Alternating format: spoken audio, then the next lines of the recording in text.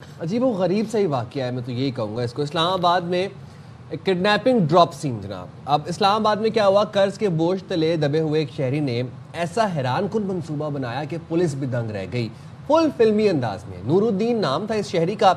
اس نے کیا کیا، مبینہ طور پر 22 کروڑ روپے کا بھاری قرض اس نے لیا ہوا تھا۔ اب اس قرض سے بچنے کے لیے، قرض خواہوں سے جان چھڑانے کے لیے اس نے کیا کیا، پراپر فلمی انداز میں منصوبہ بندی کی، اپنے اغوا کا ڈرامہ رچایا اور پھر ڈاکوؤں کے ساتھ، اغوا کاروں کے ساتھ ویڈیو بنائی۔ وہ ویڈیو بنا کے اپنے گھر بھیجی تاکہ سنسنی پھیلے اور وہ ویڈیو آگے شیئر کی جائے، اور اس طرح سے کر کے پوری پلاٹنگ کر کے تو اس نے ان کی فیملی بھی پریشان ہو گئی۔ ظاہر ہے جب اس طرح کی ایک ویڈیو بنائی اور بتایا کہ جسے اغوا برائے تاوان والا ان کے ساتھ معاملہ ہو رہا ہے، تو پھر ملزم کے بھائی نے پریشان ہو کر تھانہ آپارہ میں اغوا کا مقدمہ بھی درج کرا دیا۔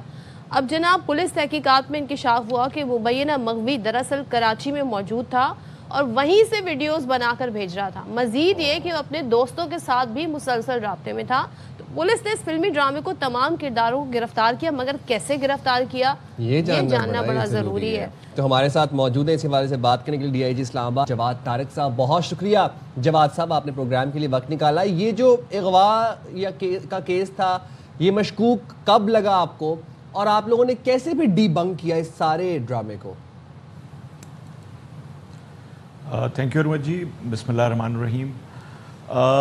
اس میں اس طرح سے ہوتا ہے کہ جی یہ 1 مئی کو بیسیکلی یہ کیس ایک رپورٹ ہوتا ہے کہ نور الدین کی گاڑی جو ہے وہ اسلام آباد کے ایک سیکٹر میں کھڑی ہے اور گاڑی کھلی ہوئی ہے، اس میں چابی بھی لگی ہوئی ہے، اور نور الدین جو ہے اس کا نمبر آف جا رہا ہوتا ہے۔ تو پھر اس کی فیملی نے ہمیں رپورٹ کیا کہ جی وہ اس طرح سے مسنگ ہے اور اس کی گاڑی ایک جگہ پر ابینڈنڈ پڑی ملی ہے۔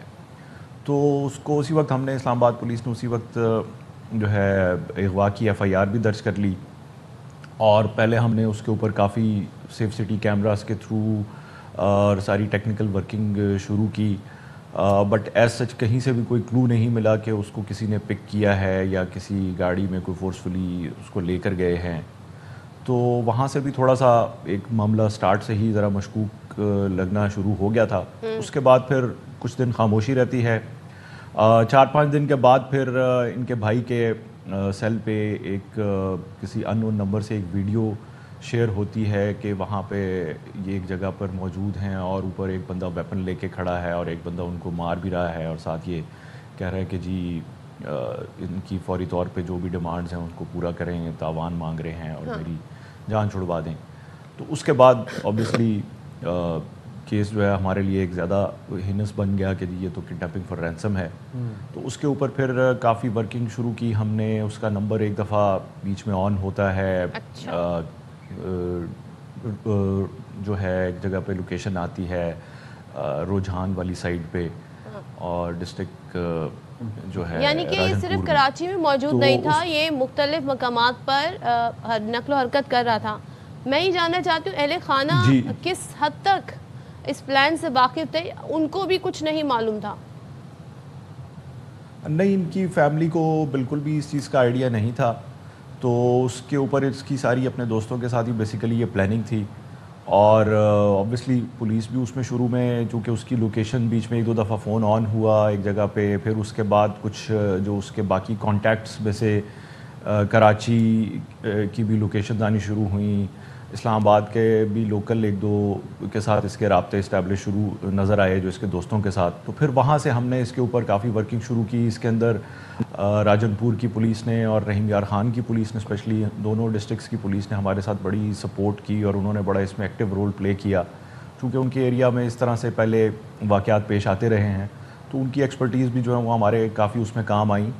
تو ایونچولی پھر جا کے یہ بات کلیئر ہوئی کہ یہ سارا جو ہے وہ ایک سٹیج قسم کی جواد صاحب ایک چیز بتائیے گا کہ جب آپ لوگوں کو یہ بات ریئلائز ہوئی کہ یہ سارا سٹیجڈ ہے اور یہ باقاعدہ پلاٹنگ کی گئی ہے اس سارے ڈرامہ کو رچانے کے لیے، تو ہم ویڈیوز میں دیکھ سکتے ہیں ابھی جو ڈاکو ہیں، جو اغوا کار ہیں، یہ باقاعدہ ان کے پاس اسلحہ بھی ہے، اور یہ لگ بھی اغوا کار، یہ لگ بھی مطلب کرمنل قسم کے لوگ رہے ہیں۔ یہ کیا یہ بھی کوئی ایکٹرز تھے یا پھر یہ کوئی کرائے کے ڈاکوؤں کا کوئی منظم گروہ تھا؟ نہیں، یہ بھی سارے اس نے جو ہے وہ خود ہی بندے ہائر کر کے اور ان کی ہیلپ لے کے بیسیکلی سارا ہی سٹیج یہ کاروائی کی گئی تھی بیسیکلی۔ نہیں مطلب یہ میں یہ جاننا چاہ رہا ہوں کہ یہ ایکٹرز تھے یا پھر یہ کوئی کرائے کے ڈاکو تھے؟ یہ ایکچولی ڈاکو تھے یہ؟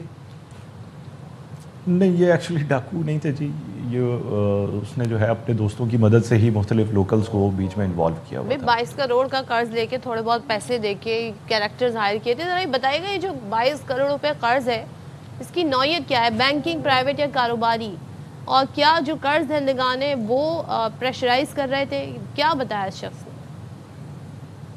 جی بیسیکلی یہی ایشو تھا کہ انہوں نے مختلف لوگوں سے قرض لیا ہوا تھا، پیسے لیے ہوئے تھے، کچھ ٹرانزیکشنز کی ہوئی تھیں جس کو یہ واپس اب نہیں کر سکتے تھے، تو لوگ پیسے ڈیمانڈ کرتے تھے.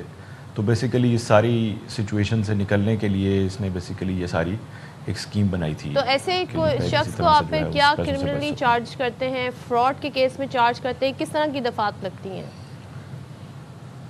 جی اس کے اوپر آبویسلی ایک تو اب رانگ انفارمیشن دے کے ایک غلط ایف آئی آر کروائی گئی، پھر اسی کی بیسس کے اوپر جو ہے اب سارا فورجری کی سائڈ کے اوپر جائے گی، اس کی جو کرمنل لائبلٹی ہے ان کے اوپر. جی میں سر آپ کی موجودگی کا فائدہ اٹھاتے ہوئے آپ سے ایک اور سوال پوچھنا چاہوں گا. ثنا یوسف قتل کیس کا فیصلہ آیا اور جو مجرم تھا اس کو سزائے موت کی سزا سنائی گئی.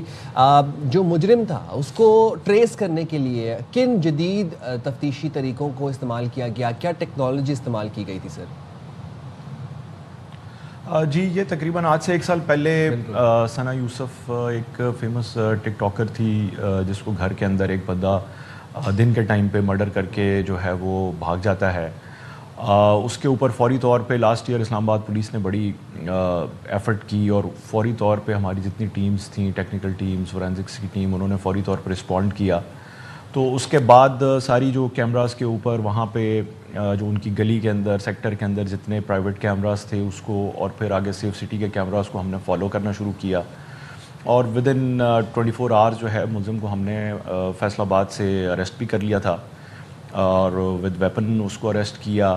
پھر بعد میں اس کا سارا کنفیشن بھی آ گیا اور پھر ساری جتنی ٹیکنیکل اس کے اوپر ورکنگ تھی وہ بھی ہوئی تھی اور وہ سارے ایویڈنس کو پھر اکٹھا جوڑا بھی گیا.